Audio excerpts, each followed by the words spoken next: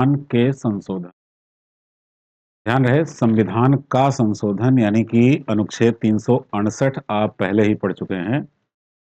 दोनों में फ़र्क ये है संविधान का संशोधन जो हमने सिलेबस में रखा हुआ था, पाठ्यक्रम आपके लिए बना रखा था कि कैसे आपको अनुच्छेद 368 संविधान का संशोधन, इसमें बताया गया कि संविधान संशोधन कितने प्रकार से हो सकते हैं, संविधान की प्रक्रिया क्या है, उसकी सीमाएँ कहाँ हैं, विस्तार कहाँ है। उसमें कई न्यायिक निर्णयों के आधार पर आपको बताया गया था कि संविधान संशोधन किस प्रकार से हो सकता है। अभी जो चैप्टर आप पढ़ने जा रहे हैं संविधान संशोधन के संशोधन, ये अब तक हुए संविधान संशोधनों की एक लिस्ट होगी। मतलब 106 संविधान संशोधन अधिनियम अब तक हो चुके हैं, उसमें से जो ज़रूरी है वो आप पढ़ेंगे, वो ये चैप्टर। सबसे पहले हम आपको बता देते हैं कि कौन-कौन सा संविधान संशोधन आपको पढ़ना है और याद रखना है। सारे 106 आपको याद नहीं रखने हैं, ना तो आप याद कर पाएँगे, ना वो आपके लिए ज़रूरी हैं। तो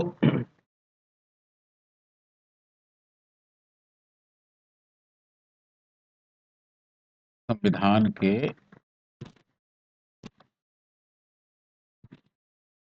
संशोधन, तो इसमें देखिए मैं आपको बता दे रहा हूँ कौन-कौन सा करना है, एक लिस्टिंग कर दे रहा हूँ, आसान हो जाएगा आपके लिए।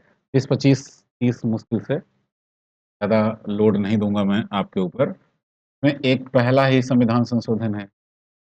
पहले के बाद सीधे आप पहुँचेंगे 7वें में, 7वें के बाद 15वें में, 15 के बाद आप पढ़ेंगे संविधान 24वाँ, के बाद आप पढ़ेंगे वाँ, फिर आप पढ़ेंगे 36, 35, 36वाँ संविधान संशोधन, 42वाँ संविधान संशोधन, 44वाँ संविधान संशोधन, 44 के बाद आप सीधे पहुँचेंगे 58वाँ संविधान संशोधन अधिनियम, फिर 61वाँ, 61 के बाद 69वाँ संविधान संशोधन अधिनियम, के बाद 73 जो राजा पढ़ते हैं, 74 नगरपालिका का, 74 के बाद आप आएँगे सीधे-सीधे 86वाँ संविधान संशोधन अधिनियम, 86 के बाद 80 के बाद 91, 91 के बाद आप पढ़ेंगे 94, 94 के बाद 99, इसको सुप्रीम कोर्ट ने रद्द कर दिया है, राष्ट्रीय न्यायिक नियुक्ति आयोग ने न्यायपालिका पढ़ाते समय बताया था, लेकिन फिर भी इसको जानना ज़रूरी होता है। इसके बाद 100 से लेकर के पूरा 106, 100, 101, 102, 3, 4, 105 और 100 कितने हो गए? 1, 2, 3, 4, 5, 6, 7, 8, 9, 10, 11, 12, 13, 16, 21, 22, 23, 24, 25, 26, 27। 106 में से आपको कुल 27 संविधान संशोधन अधिनियम जानने हैं। इसी में से आपकी परीक्षा में सवाल पूछ लिए जाएँगे जो संविधान संशोधन से पूछना होगा इनको। तो डिटेल में आप जानेंगे, मतलब कि जिसमें व्याख्या की ज़रूरत है, वो उसमें मैं व्याख्या करूँगा।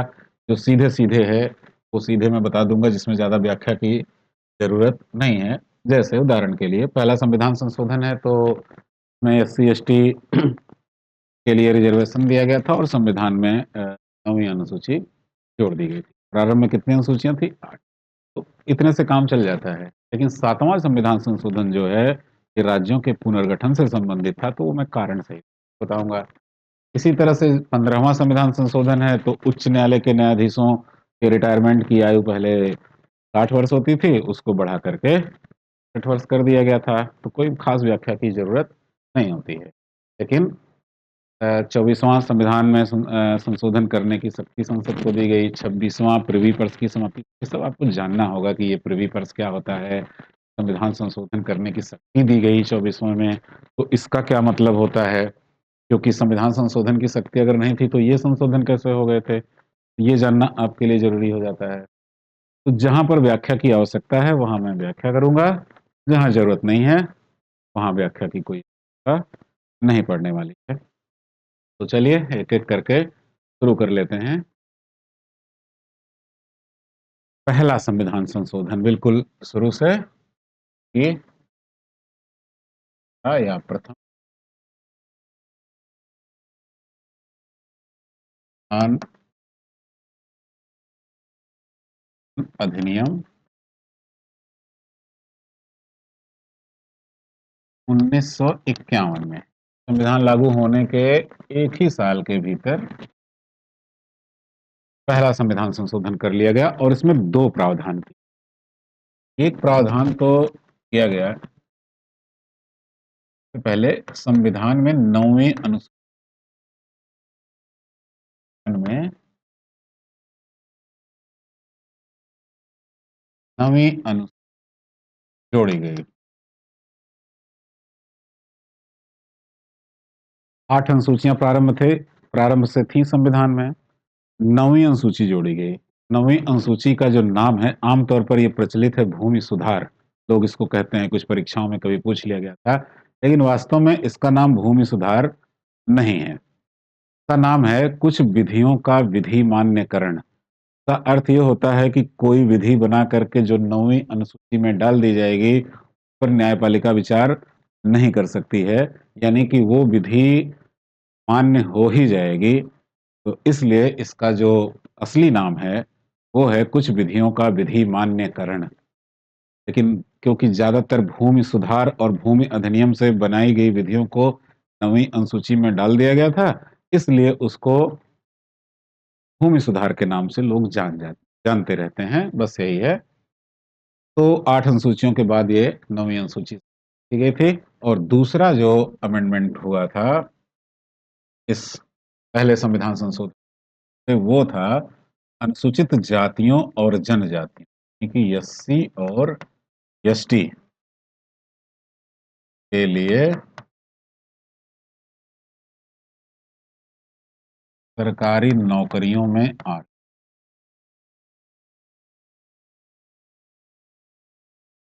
सरकारी नौकरी में जो आरक्षण एससी एसटी को मिलता है, उस संविधान के पहले ही संशोधन से इसको दे दिया गया था। ध्यान रहे, ओबीसी के लिए आरक्षण यहाँ पर लागू नहीं हुआ था। ओबीसी आरक्षण तो 1989 में वीपी सिंह के समय में लागू हुआ। ये तो 1951 से इसको लागू कर दिया गया था एससी और एसटी के लिए। तो ये था पहला संविधान संशोधन, जिसके ये मुख्य दो प्रावधान।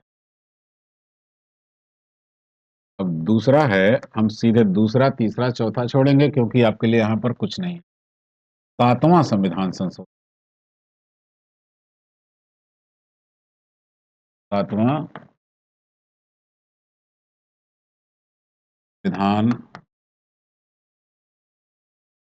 शोधन अधिनियम 1956, ये है 1956। इसको राज्यों का पुनर्गठन कहा जाता है। देखिए, राज्यों का पुनर्गठन, अब इसको आप ध्यान से समझ लीजिएगा। 1956 से पहले हमारा देश, जैसे अभी आप समझते हैं, हमारे देश में दो श्रेणियां हैं, एक है राज्यों की, दूसरी है संघ शासित क्षेत्रों की। तो हमारे देश में कितने राज्य हैं? 28 राज्य हैं और 8 संघ शासित क्षेत्र हैं। टोटल मिलाकर के हो जाते हैं 36।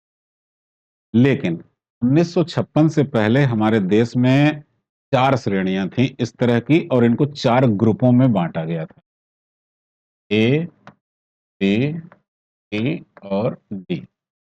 अलग अलग विशेषता के आधार पर अलग अलग क्षेत्र इन चारों ग्रुपों में शामिल थे। उदाहरण के लिए, उतना डिटेल जाने की जरूरत यहाँ पर नहीं है आपको, बस मोटे तौर पर मैं आपको समझा देता हूँ।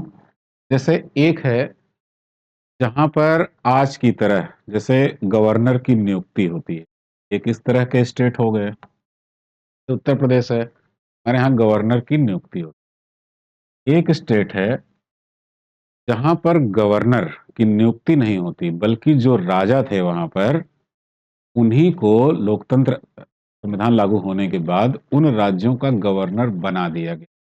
तो आनुवंशिक गवर्नर बना दिया गया था। तो दूसरे तरह के स्टेट हो गए। एक स्टेट थे जैसे आज के संघ शासित क्षेत्र हैं, यानी कि सीधे-सीधे केंद्र के नियंत्रण में। और एक स्टेट थे, मतलब एक क्षेत्र ऐसा था जो कि संघ के अधीन भी था, और कुछ तो ज़्यादातर वो मुस्लिम बहुल आबादी वाले क्षेत्र हुआ करते थे, और वहाँ पर सरकारों का गठन भी हुआ करता था। तो इस तरह से और भी तमाम विशेषताओं के साथ 4 ग्रुप बनाए गए।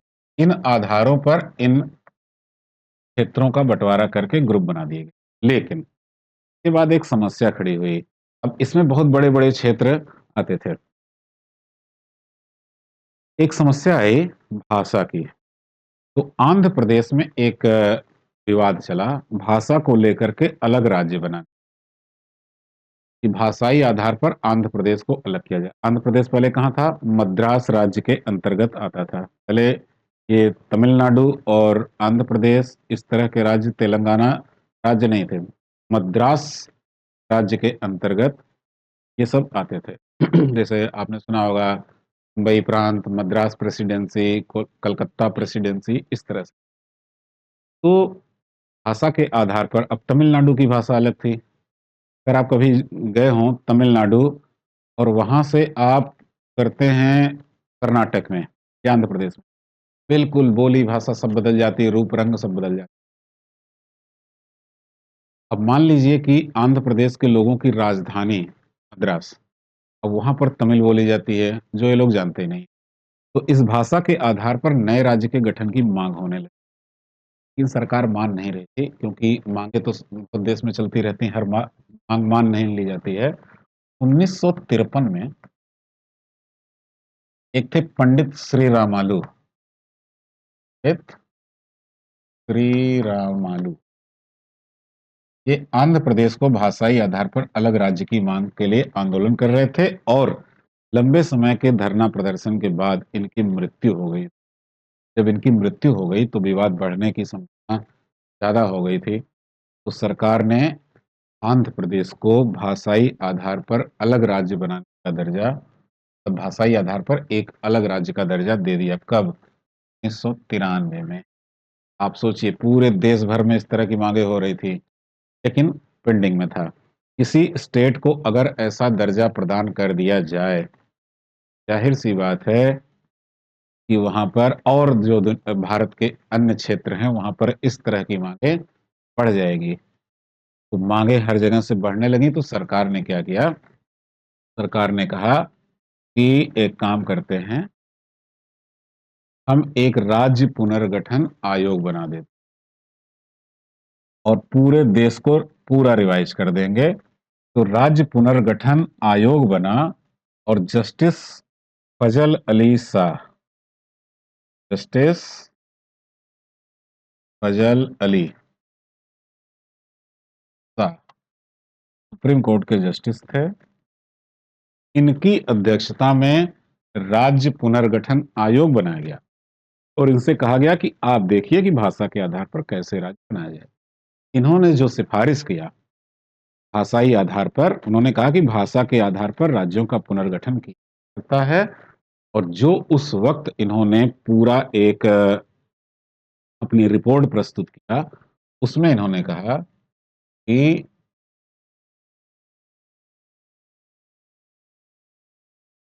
14 राज्य और 6 संघ शासित क्षेत्र,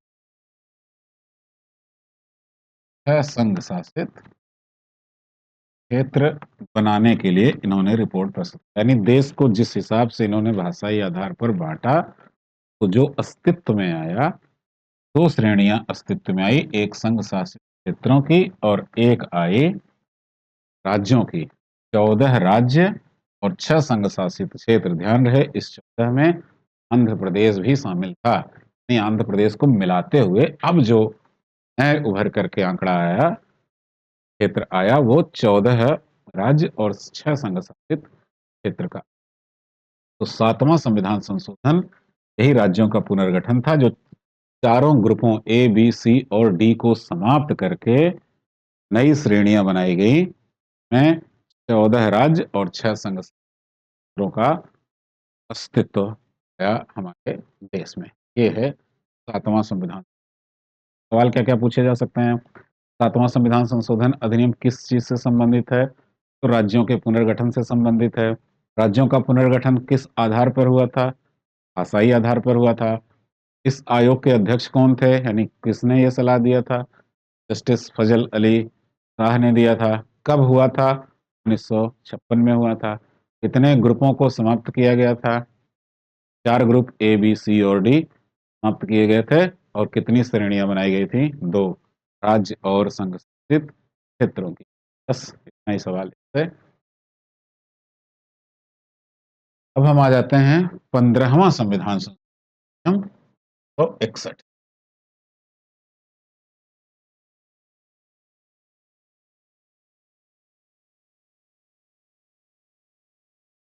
संविधान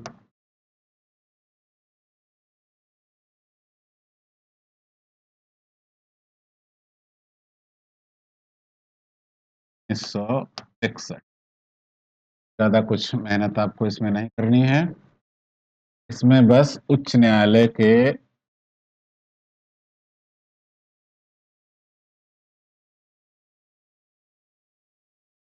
न्यायाधीश होते हैं, कितने साल में रिटायर होते हैं? 62 साल। पहले इनके रिटायरमेंट की आयु होती थी 60 साल। कितनी? 60 वर्ष से कर दी गई 62 वर्ष। 60 वर्ष से बढ़ाकर इनकी सेवानिवृत्ति की आयु को कर दिया गया 62 साल। बस और कुछ आप करना है, शायद आपसे पूछा भी ना जाए, क्योंकि ठीक है थोड़ा सा महत्वपूर्ण बात है, इसलिए मैंने 15वां संविधान यहाँ पर मेंशन कर दिया। 15वें के बाद हम आ जाते हैं 24वां संविधान संशोधन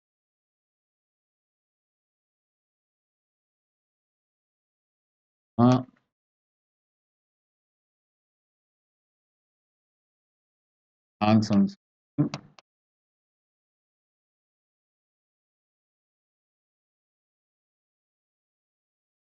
नियम 1971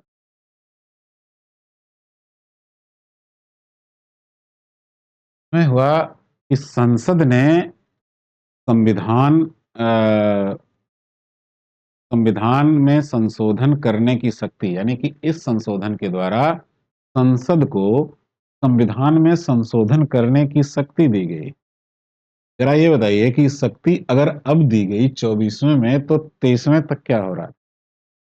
इसके पीछे तो हमने कहा कि एक कॉन्सेप्ट हमने आपको पढ़ाया था, अनुच्छेद 368 संविधान संशोधन की प्रक्रिया विस्तार। और अगर आपने उस चैप्टर को पढ़ा है, वहां मैंने आपको बताया था कि संविधान में संशोधन तो संसद कर ही रही थी, लेकिन 1967 में गोलकनाथ बनाम पंजाब राज्य के मुकदमे में उच्चतम न्यायालय ने यह एक निर्णय सुनाया था कि संसद संविधान में संशोधन नहीं कर सकती, मूल अधिकार में संशोधन नहीं कर सकती। अगर उसे संशोधन करना है, अगर संविधान में संशोधन करना है, तो एक नई संविधान सभा का, क्योंकि अनुच्छेद 368 में संविधान संशोधन की प्रक्रिया दी गई है, शक्ति नहीं दी गई है। इसी सुप्रीम कोर्ट के निर्णय को रद्द करने के लिए संसद ने 24वां संविधान संशोधन पारित करके अनुच्छेद 368 में प्रक्रिया के साथ शक्ति शब्द जोड़ दिया। यानी हो गया संविधान संशोधन की प्रक्रिया एवं शक्ति। मतलब अब लिखित रूप में संसद को संविधान में संशोधन करने की शक्ति प्राप्त हो गई, बस इतनी सी बात है। बाकी तो संसद संविधान में संशोधन कर ही रही थी, जिसको सुप्रीम कोर्ट ने रोक रखा था। इन्होंने कहा नहीं, लो हम सीधा सीधा प्रावधान कर दे रहे हैं, बस यही मुद्दा है।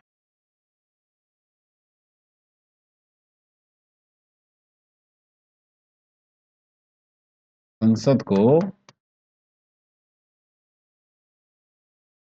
मन में दे रहा हूँ तो आपके दिमाग में बस काम भर का बैठ जाएगा कि जितना जानना है आपको। संसद को संविधान में संशोधन करने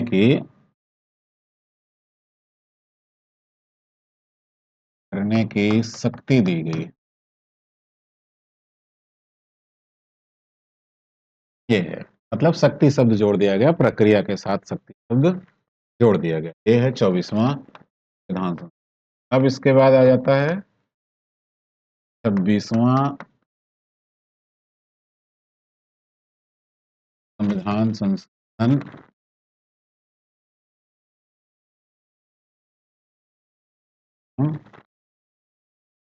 72। 26वां संविधान संशोधन अधिनियम। एक शब्द आप नोट कीजिए, प्रिवी पर्स की समाप्ति।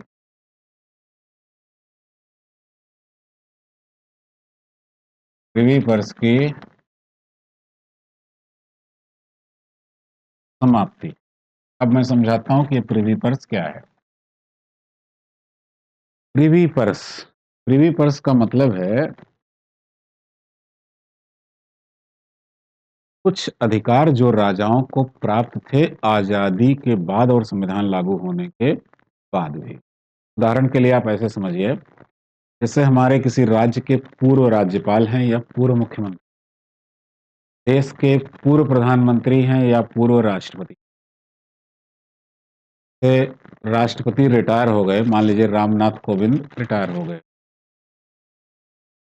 तो रामनाथ कोविंद को अभी भी कैबिनेट मंत्री का दर्जा प्राप्त रहे। ये अधिकार है उनका। उनको आवास सरकारी मिले रहेंगे आजीवन, जब तक वो जीवित रहेंगे तब तक। ऐसे ही राज्यपालों को भी मिलते हैं। जो पूर्व मुख्यमंत्री हैं उनको, वो भले पद से हट जाए पर उनको आजीवन कैबिनेट मंत्री का दर्जा प्राप्त रहे। तो पूर्व शासकों को इस तरह के अधिकार अभी भी मिलते हैं, जो लोकतंत्र। इसी तरीके से जब हमारे देश का संविधान लागू हुआ, तो राजा लोग थे, पहले राजतंत्र था, अब वो पूर्व शासक हो गए। पूर्व शासक होने के नाते उनको भी कुछ इस प्रकार के अधिकार मिले हुए थे, पेंशन वगैरह मिला करती थी, प्रोटोकॉल मिलता था, मंच पर जाते थे तो उन्हें उस तरह का दर्जा दिया जाता था। इन सभी अधिकारों को सामूहिक रूप से कहा जाता था प्रिवी पर्स। इंदिरा गांधी ने इसको समाप्त कर दिया था इस अधिनियम के द्वारा, 26वें संशोधन के द्वारा। उन्होंने कहा कि ये चीजें मिल सकती हैं, लेकिन लोकतांत्रिक रूप से जो चुने गए पूर्व शासक थे, उनको, राजाओं को ये अधिकार नहीं होना चाहिए, अन्यथा राजतंत्र बना रहेगा, ये पूरी तरह से समाप्त नहीं होगा। लोकतंत्र की मजबूती के लिए ऐसा है, या इसी को कहते हैं प्रिवी पर्स की समाप्ति करके, यानी उनके वो अधिकार समाप्त कर दिए गए राजाओं के, जो पूर्व शासक होने से मिलते थे। तो हम आ जाते हैं 31वां संविधान।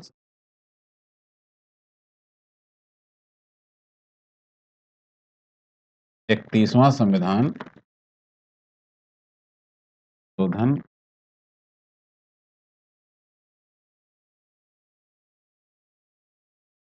तो 74।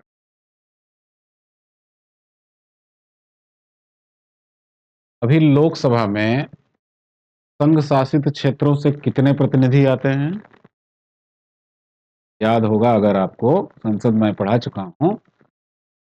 तो लोकसभा में अधिकतम कितने आ सकते हैं? आते तो 13 हैं, अधिकतम कितने आ सकते हैं? 20 आ सकते हैं, 20। 31वें संविधान संशोधन से पहले ये प्रावधान था आने का 25, यानी इसको 25 से घटा करके कर दिया गया 20। क्या लोकसभा में संघ शासित के प्रतिनिधि, पहले इनका प्रावधान था 25, अधिकतम 25 आ सकते हैं, अब आ सकते हैं 20। याद रखिएगा, 20 तो आपको याद ही है अगर आप पढ़ते हैं तो, क्योंकि ये मैं पढ़ा चुका हूं। याद ये रखना है कि पहले ये 25 होता अब ये है 31वां संविधान संशोधन 1974। अब इसके बाद 35वां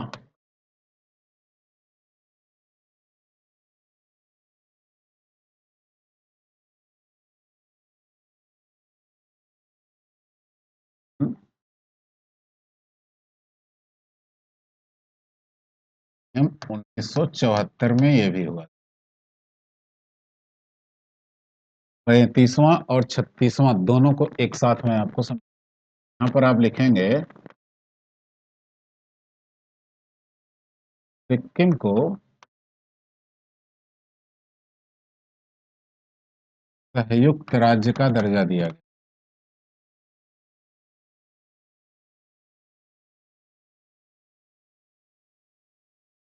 सिक्किम को संयुक्त राज्य का दर्जा दिया गया। चलिए अभी मैं समझाता हूँ आपको। पहले लिखिए 36वां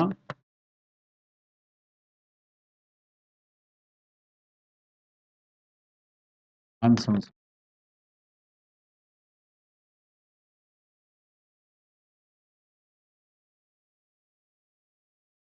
1975।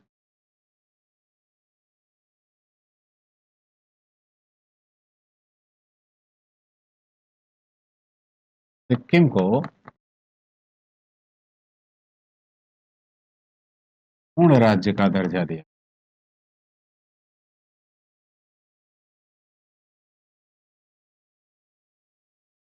सिक्किम को पूर्ण राज्य का दर्जा दिया गया। अब ये संयुक्त राज्य क्या है और पूर्ण राज्य क्या है, यही आपको समझना है। तो समझ लीजिए। वैसे भी मैं पढ़ा चुका हूँ इसको, संघ और उसके राज्य, एक छोटा सा चैप्टर होगा 15-20 मिनट का, एप्लीकेशन में आपने संभवतः उसे पढ़ा होगा। फिर भी मैं इसको समझा दे रहा हूँ।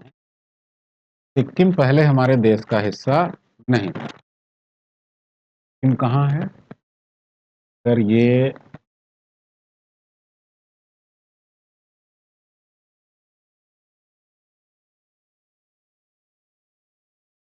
ये है इंडिया। तो सिक्किम है यहाँ। ये है सिक्किम। सिक्किम हमारे देश का हिस्सा नहीं है, लेकिन सिक्किम जहाँ स्थित है बड़ी खतरनाक जगह है।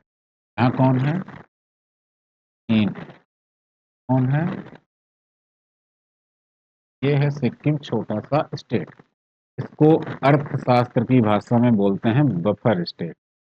तो बड़े राज्यों के बीच में स्थित एक छोटा सा राज्य को बफर स्टेट बोलते हैं। और बफर स्टेट की कुछ समस्याएं होती हैं, जैसे इनको दोनों राज्यों के ऊपर डिपेंड रहना पड़ता है। बहुत सारे काम इन दोनों राज्यों की सहमति के बिना, यानी उनके सहयोग के बिना ये कर नहीं सकते। जैसे वायु क्षेत्र का इस्तेमाल करना होगा तो कैसे करेंगे? या तो इधर से जाएंगे या तो इधर से जाएंगे। इनको अपनी अर्थव्यवस्था चलानी है तो इन्हीं पर डिपेंड रहना पड़ेगा। कहीं से आयात निर्यात अगर करना है तो इन दोनों के रास्तों से ही इन्हें गुजरना पड़ेगा। तो इनकी अपनी समस्याएं हैं। ये समस्या तब और बढ़ जाती है अगर ये दोनों देश आपस में दुश्मन, गोलियां चल रही हैं इधर से इधर, इधर से इधर, बीच बीच में बेचारा ऐसे दुबक करके बैठा हुआ है। सिक्किम ने 1974 आते आते, मतलब पहले तो 1958 में सिक्किम ने देखा कि ये चीन पहले यहाँ तक था और इसने तिब्बत को कब्जा कर लिया और घोषित कर दिया कि ये भी चीन है। विस्तारवादी इसका स्वभाव है चाइना का।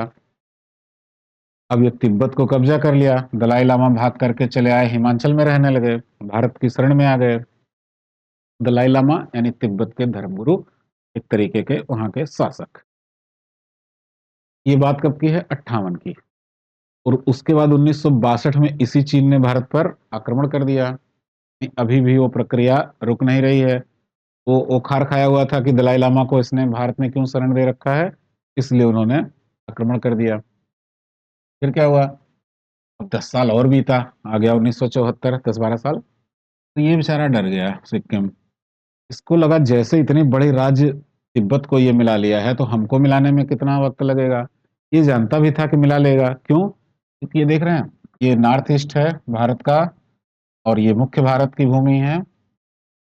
भारत ये भी है, बस जो अलग थलग हिस्सा पड़ा रहता है। क्यों? क्योंकि ये जो मैंने बनाया है यहाँ पर, ये वास्तव में थोड़ा मोटा बन गया, ये और पतला होना चाहिए यहाँ, यहाँ तक। तो चिकन नेक कहा जाता है, ध्यान रहे, चिकन नेक। चिकन नेक मतलब मुर्गे की गर्दन। ये गर्दन है, ये मुर्गा है, ऐसा चीन इसको कहता है। और चीन सोचता है कि अगर ये गर्दन दबा दो, क्योंकि अरुणाचल पर चीन अपना दावा करता है, तो चीन कहता है कि अगर ये गर्दन दबा दो यहाँ से, तो इतना एरिया कट जाएगा। और इसके लिए सिक्किम आना बड़ा जरूरी है, इसलिए डोकलाम वगैरह सब यही है ना, वहां पर विवाद करता रहता है अक्सर वो। और सिक्किम की समस्या थी कि अगर चाइना हमें मिला लेता है, तो चाइना यहाँ था पहले, जो मुख्य उसकी भाषा वगैरह होती वो यहाँ की है। हाँ, तो तिब्बत है, तिब्बत वाले रहते थे, तो ये इनकी भाषा वगैरह से परिचित नहीं है, ना उनकी है, ना संस्कृत। लेकिन चाइना बिल्कुल पश्चिम बंगाल और भारत के और राज्यों के ये सिक्किम करीब है, तो यहाँ तो बहुत सारे लोग हिंदी भी बोल लेते हैं। तो इनको लगता था कि चाइना मुझे मिलाए अपने में, इससे पहले मैं क्यों ना भारत से स्वयं मिल जाऊं। तो 1974 में सिक्किम ने भारत सरकार के सामने एक प्रस्ताव रखा कि हम भारत में विलय करना चाहते हैं। अब इंदिरा गांधी उस वक्त प्रधानमंत्री थी, इंदिरा गांधी के सामने बड़ी विकट समस्या। ये 1974 की बात है, ध्यान रहे। और उसके पहले आप सभी लोगों को पता है 1971-72 में क्या हुआ था। इंदिरा गांधी ने इस बांग्लादेश को पाकिस्तान से अलग करवा दिया था। पाकिस्तान चारों तरफ रोना पिटना मचा रखा था कि भारत अपने पड़ोसी देशों को परेशान कर रहा है। चाइना भी उसी के फेवर में चारों तरफ यही राग अलापे हुए था, संयुक्त राष्ट्र संघ वगैरह में। ऐसे में, और परमाणु परीक्षण का प्रयास भी इंदिरा गांधी ने किया हुआ था इसी समय, तो उससे बहुत सारे प्रतिबंध लगे हुए थे। ऐसे में अगर वो सिक्किम को भी मिला लेती, प्रतिबंध और बढ़ सकते थे। लेकिन ऐसा मौका बार बार मिलता नहीं है। ये इंदिरा गांधी ने एक नया रास्ता निकाला, इन्होंने कहा हम आपको मिलाएंगे नहीं, आप हमें जो है अपना विदेश विभाग की जिम्मेदारी दे दीजिए, रक्षा की दे दीजिए, और संचार की दे दीजिए। आपके यहाँ से एक आदमी हमारे लोकसभा में आएगा, नहीं, एक सदस्य लोकसभा में आएगा। ये चार प्रावधान किए गए। ऐसा क्यों किया गया? विदेश विभाग हमारा हो जाएगा, इसका मतलब है कि अब आप किसी अन्य देश से कोई समझौता नहीं कर सकते, जो करना होगा हम करेंगे। रक्षा का मतलब है कि आपके ऊपर हमला हमारे ऊपर हमला माना जाएगा, हमारी सेना यहाँ रह सकती हैं, जा सकती हैं, क्योंकि रक्षा की जिम्मेदारी हमारी है। संचार का मतलब है कि अब कम्युनिकेशन, यानी आवागमन, चाहे वो रेलवे हो, चाहे वो सड़कें हो, चाहे वो टेलीफोन हो, अब ये हमारी जिम्मेदारी, हमारा विभाग है, यानी कि भारत सरकार का मंत्री पर काम करेगा। एक सदस्य सिक्किम का लोकसभा में आके बैठेगा, ये हमारा एक प्रतिनिधि होगा जो सारी चीजें बताता रहे। ये व्यवस्था कर दिया, बचा क्या? खाली खेती बाड़ी, पर्यावरण, क्यों अपना देख लेगा। इसको जो है, इसी को नाम दिया गया कि सिक्किम हमारा एक सहयोगी राज्य है, ने विलय नहीं किया हो। संयुक्त राज्य का एक नया कॉन्सेप्ट उस समय आया। लेकिन आप भी पढ़ते पढ़ते आप भी समझ रहे होंगे कि भारत सरकार ये क्या कर रही है। चाइना तो समझेगा ही, चाइना को तो पता था कि ये क्या हो रहा है। चाइना ने अभी भी वही चारों तरफ घूम घूम करके एक सिक्किम को कब्जा कर रहे हैं, बांग्लादेश को तोड़वा दिया पाकिस्तान से, परमाणु परीक्षण कर रहे हैं, भारत के ऊपर प्रतिबंध लगने चाहिए। इंदिरा गांधी ने देखा कि जब इतना सब कुछ सतर्कता दिखाने के बाद भी वही वही बातें हो रही हैं, तो उन्होंने कहा कोई बात नहीं। अगली ही साल जस्ट 1975 में इन्होंने 36वां संविधान संशोधन किया और कहा कि सिक्किम अब हमारा संयुक्त राज्य। होगा, यानी सहयोगी राज्य नहीं होगा, बल्कि सिक्किम अब हमारा पूर्ण राज्य बनेगा। उन्होंने पूरी तरह से सिक्किम को ला लिया, यानी कि जैसे उत्तर प्रदेश है, मध्य प्रदेश है, महाराष्ट्र, बिहार है, उसी तरीके से अब सिक्किम भी हमारा पूर्ण राज्य बन गया। ये है 36वां,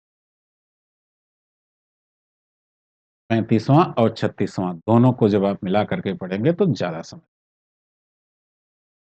अब इसके बाद हम आते हैं 42वां संविधान। 42वां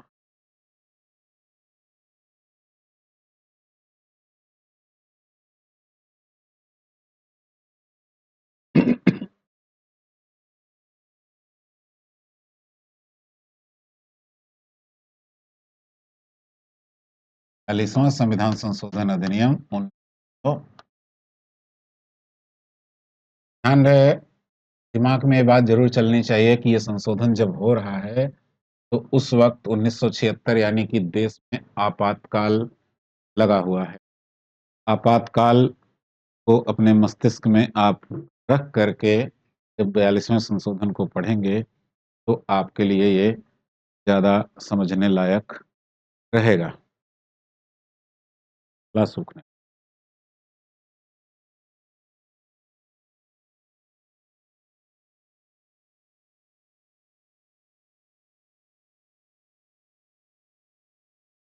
पहले मैं बताता हूँ कि इसमें हुआ क्या क्या था, उसके बाद एक एक की मैं व्याख्या कर दूंगा। सबसे पहले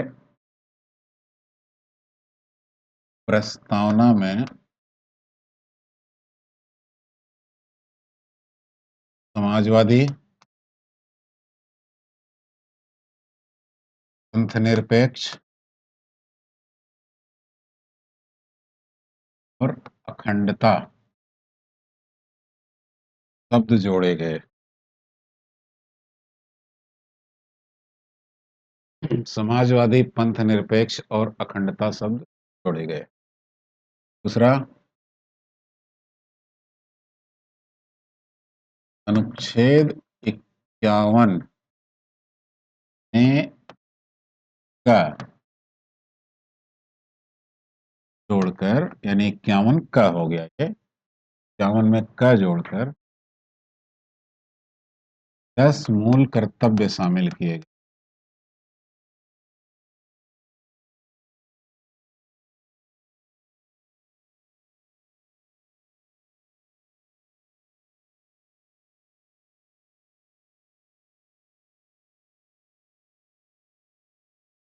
को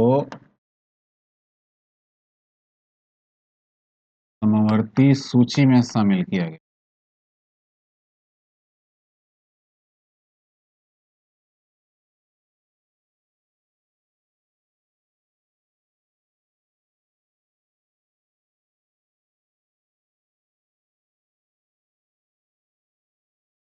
निःशुल्क विधिक सहायता का प्रावधान किया गया।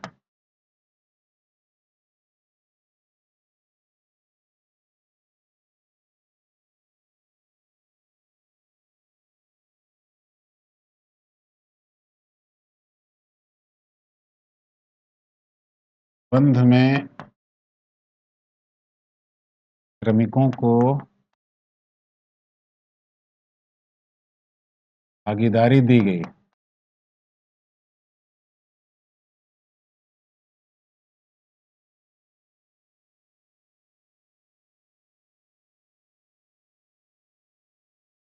वन तथा वन्य जीवों की रक्षा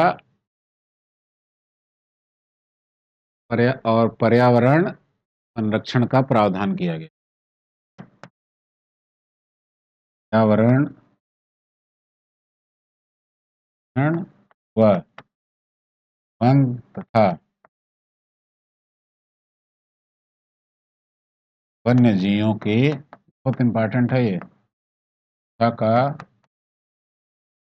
प्रावधान, ध्यान रहे इसको, 48 का याद रखे रहिएगा, सवाल बहुत बार पूछा जाता है, इस बार भी पूछ लिया जाएगा। निःशुल्क विधिक सहायता का प्रावधान किया गया 48 का, याद रखे रहिए। ये कुछ महत्वपूर्ण है। 51 का आप इधर जानेंगे, प्रस्तावना में अनुच्छेद की जरूरत नहीं है। शिक्षा को समवर्ती सूची में 7वीं अनुसूची में बदलाव कर दिया गया। शुल्क विधिक सहायता होगी। प्रबंध में श्रमिकों को भागीदारी दी गई, ये 43 में है। चलिए देखिए, प्रस्तावना में समाजवादी, पंथ निरपेक्ष और अखंडता शब्द जोड़ा गया। प्रस्तावना में पहले क्या था, इस पंथ निरपेक्ष की जगह होता था धर्मनिरपेक्ष, उसको बदला गया पंथ निरपेक्ष, क्योंकि धर्मनिरपेक्ष एक सीमित शब्द। धर्मनिरपेक्ष का अर्थ है कि धर्म के आधार पर भेदभाव न होना। इसका अर्थ है कि बाकी आधारों पर भेदभाव कर सकते हैं, जैसे जात के आधार पर, भाषा के आधार पर, क्षेत्र के आधार पर, किसी भी आर्थिक आधार। लेकिन पंथ का मतलब होता है विचार। किसी भी आधार पर भेदभाव न किया जा सके, किसी भी विचार के आधार पर, चाहे वह जात, धर्म, भाषा, लिंग कुछ भी हो, इसलिए शब्द रखा गया। अखंडता शब्द इसलिए रखा गया 1976 में, क्योंकि जस्ट 1975 में सिक्किम को भारत में शामिल किया गया था।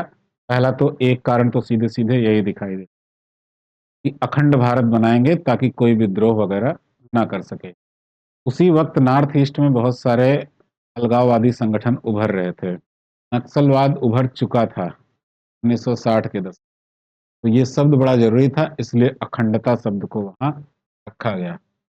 समाजवादी शब्द को इसलिए रखा गया, समाजवाद का मतलब क्या है, जैसे अमेरिका और सोवियत संघ, उस समय दो ग्रुप हुआ करते थे, कुछ देश उधर थे कुछ उधर थे, हम तटस्थ थे, यानी कि ना उधर हैं ना इधर हैं, या हम दोनों तरफ हैं, हमें जैसी जरूरत पड़ेगी हम ऐसा करेंगे। तो जब 1974 में परमाणु परीक्षण किया गया था, इंदिरा गांधी के द्वारा कोशिश की गई थी, तो बहुत सारे प्रतिबंध लगे थे। अमेरिका के द्वारा ये प्रतिबंध लगाए गए थे, ज्यादातर पूंजीवादी देशों के द्वारा लगाए गए थे। रूस हमारा मित्र शुरू से रहा। रूस से हमको और ज्यादा मदद मिल सके, इसलिए दोस्ती दिखानी पड़ेगी ना। समाजवादी सब, और रूस से ही आपने देखा होगा कि सोवियत संघ से ही मूल कर्तव्य भी आए। अनुच्छेद 51 क में उसी के साथ समाजवादी जब विचारधारा रखी गई, तो 51 क में ही 10 मूल कर्तव्य शामिल किए गए। अभी जो मूल कर्तव्य 11 है, वो 86वें संशोधन का एक और मूल कर्तव्य शामिल किया गया था। जब वहां हम पहुंचेंगे तो हम आपको देंगे। अभी यहाँ पर 10 मूल कर्तव्य शामिल किए गए थे। शिक्षा को समवर्ती सूची में शामिल कर दिया गया, यानी केंद्र और राज्य दोनों इस पर विधि बना सकते हैं। पहले ये संघ सूची था, अब दोनों सूचियों में मतलब कोई भी इस पर विधि बना सकता है, चाहे वो राज्य हो चाहे वो संघ हो। निःशुल्क विधिक सहायता का प्रावधान किया गया। निःशुल्क विधिक सहायता का मतलब है कि गरीबी रेखा से नीचे जो लोग हैं, ये इनको मुकदमे का खर्चा सरकार उठाएगी। 1 रुपए भी इनको अपनी तरफ से नहीं जाएगा। सरकारी वकील दिया जाएगा, कागज पत्र के जो भी पैसे फोटो कॉपी वगैरह के भी लगेंगे, वो सब सरकार इनका निर्वहन करेगी। ये विधिक समानता आने के लिए ऐसा प्रावधान किया गया है, क्योंकि कानून के सामने जब कोई पहुंचेगा तो कानून सबके साथ समान व्यवहार करेगा, लेकिन जब पहुंचेगा ही नहीं तो व्यवहार कैसे करेगा। पहुंचाने के लिए उसको खर्चे उठाने पड़ेंगे। तो निःशुल्क विधिक सहायता का प्रावधान, ये सब नीति निर्देशक तत्वों में ही शामिल है। प्रबंध में श्रमिकों की भागीदारी दी गई, यानी सरकारी कंपनियों का जो प्रबंध है उसमें भागीदारी दी गई श्रमिकों को। अब आप कहेंगे कि श्रमिक लोग कैसे भागीदारी प्राप्त कर सकते हैं। श्रमिकों का एक नेता होता है, क्योंकि मजदूर यूनियन बोलते हैं, जो हेड होता है, लीडर, वो मैनेजमेंट की बैठकों में हिस्सा लेता है जब कभी जरूरत पड़ती है। तो पर्यावरण का संरक्षण, वन 48 का याद रख के रहिएगा, बहुत सवाल पूछा जाता है। ये आपके सिलेबस में भी है एसआई के, पर्यावरण संरक्षण अधिनियम, वन्यजीव संरक्षण अधिनियम, जो कि अलग को आया भी जाएगा। तो 106 तक जाते जाते क्लास बहुत लंबी हो जाएगी, इसलिए आज हम ये महत्व, हाँ अब देखिए, अब तक जितने भी संविधान संशोधन हुए हैं उसमें सबसे ज्यादा प्रावधान इसी में हुए थे। मीडिया ने ये कहना शुरू किया कि इंदिरा गांधी ने तो बदल दिया है, तो इसको मिनी कॉन्स्टिट्यूशन का नाम दिया। सब प्रावधानों की वजह से लघु संविधान का नाम दिया गया, यानी कि मिनी कॉन्स्टिट्यूशन का नाम दिया गया। ये बात भी याद रहे, कहा जाता है कि कौन से संविधान लघु संविधान कॉन्स्टिट्यूशन है, तो